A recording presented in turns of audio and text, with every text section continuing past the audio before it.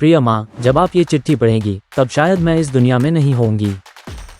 आपने हमेशा कहा था, बेटा तू बहादुर तो बहुत है, पर मैं तुझसे तेरा सपना नहीं, तुझे खुदा नहीं खोना चाहती। मुझे आज भी याद है जब मैं स्कूल ड्रेस पहनकर आपके सामने खड़ी हो गई थी और कहा था, माँ मैं आर्मी ऑफिसर बनूंगी। लेकिन माँ, आपने ही तो मुझे सिखाया था डर से ऊपर उठकर जीना। मुझे पहली बार यूनिफॉर्म पहनना याद है। उस दिन आपने जो माँ दुर्गा का लॉकेट मेरे गले में पहनाया था वो अब भी मेरे साथ है। माँ, यहाँ कई बार बच्चों की आंखों में भूख दिखती है तो कभी उसी मासूमियत के पीछे एक हथियार छुपा होता है। पर माँ, कल रात कुछ ऐसा हुआ जिसकी वजह से आज मैं अस्पताल के बिस्तर पर हूँ। डॉक्टर्स कह रहे हैं कि चमत्कार की उम्मीद कम है। माँ, इसीलिए ये आखिरी चिट्ठी लिख रही हूँ।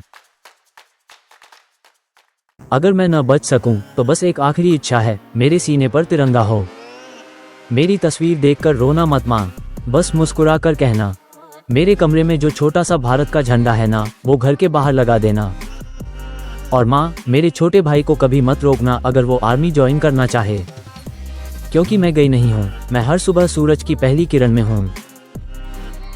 जब ये चिट्ठी अहाना की पार्थिव देह के साथ उसकी माँ श्यामली सेन को दी गई, उस दिन के बाद गांव के स्कूल में लेफ्टिनेंट अहाना सेन बालिका बटालियन की स्थापना हुई। ये कहानी सिर्फ एक बेटी की नहीं, लाखों बेटियों की आवाज़ है।